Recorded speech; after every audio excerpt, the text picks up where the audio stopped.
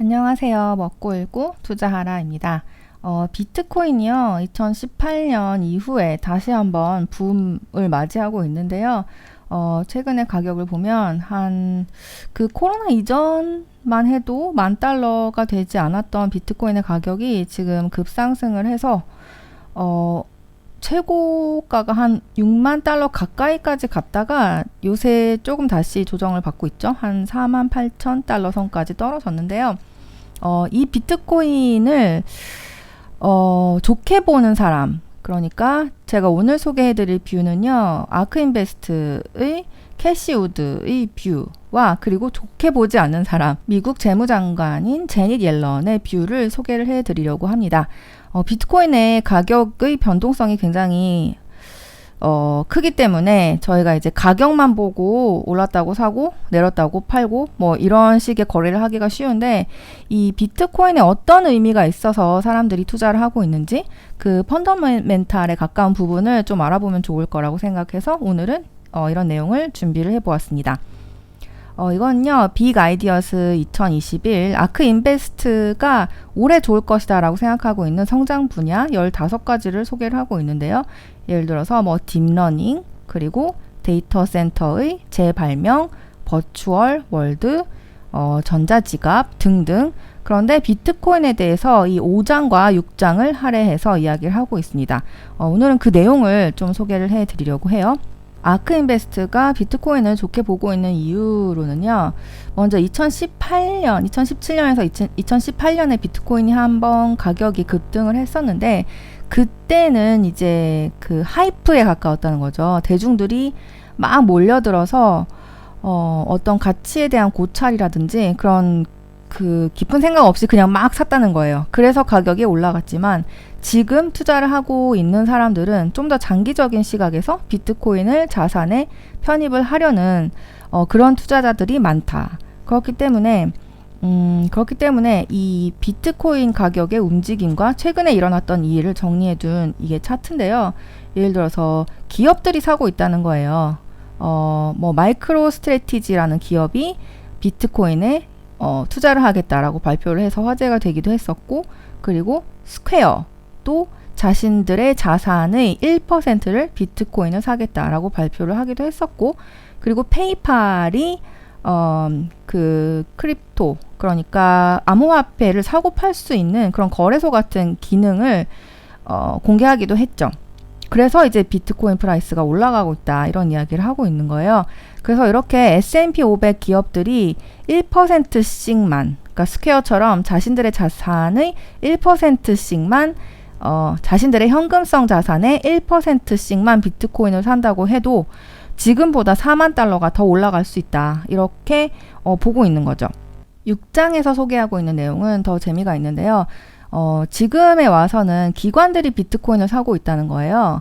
그 이유로서 비트코인이 그 자산 배분에 효과가 있다. 그러니까 많은 자금을 운용을 하고 있는 기관 같은 경우에는 자산 배분이 필수적이잖아요. 근데 전통적으로는 이제 주식이랑 채권을 섞어서 자산 배분을 하기도 했지만, 요새는 그 채권이 해지 기능을 잘 못 해준단 말이에요. 그러니까 그 코로나 이후에 유동성이 풀리면서 채권, 주식, 금 할 거 없이 다 올라갔고, 그리고 앞으로도 금리가 이제 올라가면 채권 가격이 빠질 텐데 주식의 가격도 함께 빠질 수 있겠죠. 그래서 채권이 이제 해지의 기능을 잘 해주지 못한다. 그렇다면 어떤 자산을 편입하면 해지를 해줄 수 있을 것인가?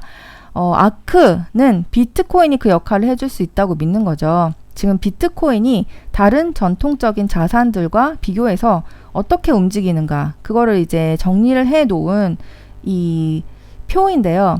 그러니까 요 색깔, 요 하늘색이 low correlation, 그러니까 상관관계가 낮다. 예를 들어서 S&P 500이 올라갔을 때 떨어지더라, 아니면은 S&P 500이 떨어질 때 비트코인은 올라가더라. 그러니까 요 색깔이 많을수록 전통적인 자산들과 반대로 움직이면서 해지의 기능을 해줄 수가 있다는 거죠. 그러니까 다른 자산이 해줄 수 없는 해지 기능을 비트코인이 해줄 수 있고, 그 큰 포트폴리오에 비트코인을 조금씩 편입을 해두면 그게 이제 포트폴리오의 다양화에 도움이 된다는 이야기를 하고 있어요. 그래서 기관들이 비트코인을 이렇게 많이 사고 있다는 거죠. 지금 그 비트코인의 거래량이 60억 달러 정도 되는데 이게 4년 안에는 그 미국 주식 전체 볼륨을 넘어설 것이다. 그러니까 연기금, 공적기금, 보험금 가리지 않고 큰 손들이 비트코인을 조금씩 자신들의 포트폴리오에 편입할 것이다. 이렇게 보고 있고요. 그리고 CME, 시카고 상업거래소에서도 비트코인의 선물 거래가 시작이 됐는데요. 오픈 인터레스트, 그러니까 미결제 약정, 그러니까 뭐 거래량이 많다는 얘기예요. 거래량이 요렇게 이 보라색이 나타내는 양만큼 이렇게 늘어났다. 그래서 그 아크인베스트가 포트폴리오를 시뮬레이션을 돌려봤다는 이야기를 하고 있는데요. 100만 가지 포트폴리오를 시뮬레이션을 돌려봤대요. 그랬더니 비트코인을 2.55% 편입하면 그 변동성을 최소화할 수 있더라. 그리고 6.55% 편입을 하면 그 동일 위험 대비 최고의 수익을 창출할 수 있더라. 이런 결론에 이르렀습니다. 그렇기 때문에 기관이나 큰 손들이 2.55%에서 6.55% 정도 비트코인을 사는 것은 포트폴리오에 좋은 영향을 준다라고 주장을 하고 있는 거고요. 그래서 이 아크가 보기에 그러니까 HNWI라는 것은 High Net Worth Individual, 그러니까 돈이 많은 사람들이죠. 돈이 많은 개인들이라든지 뭐 부유한 사람들, 그리고 뭐 연금, 보험금, 그리고 뭐 각종 공적 기금, 정부의 공적 기금들이 1%만 비트코인으로 흘러 들어와도 그 가격은 10만 달러 정도까지 갈 것이다. 이렇게 보고 있고요. 그리고 아까 아크가 이렇게 제시했던 대로 2.55% 변동성을 최소화시킬 수 있는 2.55% 이 사람들이 모두 비트코인을 산다면 이것은 20만 달러가 넘어갈 것이다. 그리고 그 제일 좋은 케이스죠. 그 극강의 불리시 케이스 6.55% 이 기금이 비트코인을 산다면 50만 달러까지도 갈 수 있을 것이다. 이렇게 보고 있다는 거예요. 좀 지나치게 낙관적으로 보고 있다는 생각이 들기도 하지만 그 지나치게 낙관적인 캐시 우드가 2020년에는 정확하게 많은 걸 맞췄잖아요. 그렇기 때문에 이게 진짜로 50만까지 갈 것인가? 이건 잘 모르겠지만 그래도 많은 기관들이 비트코인을 사고 있는 것은 사실이고 최근에 또 테슬라 같은 기업이 대량 비트코인을 사기도 했으니까 이제 2018년과는 다르게 개인이 아니라 뭐 각종 기업 그리고 기관들이 비트코인을 사기 시작할 것이다. 이런 전망은 정확한 것 같고요. 그리고 얼마나 많이 사서 얼마나 많이 가격이 올라갈지 저희가 정확하게 알 수는 없지만 이런 캐시 우드의 전망을 참조로 하시면 좋을 것 같습니다. 그러면 그 반대되는 의견도 알아보도록 할게요. 제닛 옐런 재무장관이 며칠 전에 이렇게 이야기를 해서 비트코인 가격이 많이 빠졌죠. 어떻게 얘기를 했냐면 비트코인은 극도로 비효율적인 자산이다. 투기적이고 변동성이 높다. 이렇게 이야기를 했어요. 불법 금융에 종종 사용되는 비트코인이 거래 메커니즘으로 널리 쓸 것이라고 생각하지 않는다. 거래를 수행하기에 극도로 비효율적이며 거래 과정에서 소모되는 에너지의 양은 믿을 수 없을 정도이다.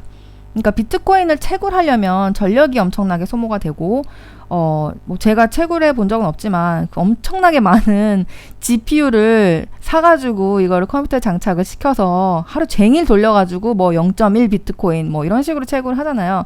그렇기 때문에 굉장히 비효율적이다. 이렇게 에너지가 많이 드는 그 비트코인이라는 자산을 우리가 거래에 사용할 수 있겠는가.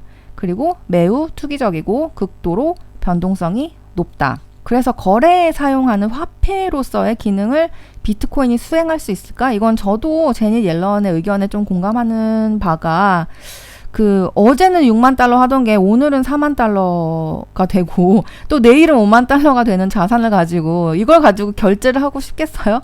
저 같으면 손 떨려서 잘 못할 것 같거든요.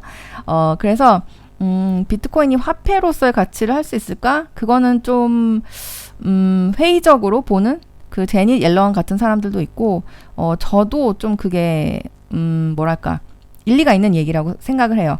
그래서 옐런 장관이 이런 얘기도 했죠. 연준이 디지털 화폐를 준비를 하고 있다. 연준이 이야기하는 소위 디지털 달러는 더 빠르고 안전하며 저렴한 결제 수단이 될 수 있을 것이다. 이건 너무 당연한 게 옐런 장관은 전 연준 의장이었잖아요. 그래서 중앙은행가라는 거죠. 중앙은행가적인 이 전망, 뷰를 보여주고 있는 건데요. 비트코인과 블록체인의 사상 자체가 탈금융화, 탈중앙화를 그 기저에 깔고 있잖아요. 그렇기 때문에 옐런 장관은 그런 근본 없는 비트코인 같은 걸로 무슨 결제를 하냐. 우리가 디지털 달러 만들어줄게. 이거 써. 이게 훨씬 더 빠르고 안전하고 저렴하다. 이렇게 말을 하고 있는 거죠. 그래서 저는 캐시우드의 전망도 일리가 있다고 생각하고요. 옐런 재무장관의 이 경고도 충분히 합리적이라고 생각을 해요. 그러면 뭐 이것도 좋고 저것도 좋고 황희정승이냐 이렇게 생각하실 수도 있지만 그렇다기보다는 이 비트코인이라는 자산 자체가 굉장히 가능성도 있지만 위험성도 내재한 자산이라고 생각하고요. 그렇기 때문에 저희가 이거를 자산 중에 일부를 노출하는 전략을 쓰면 좋지 않을까.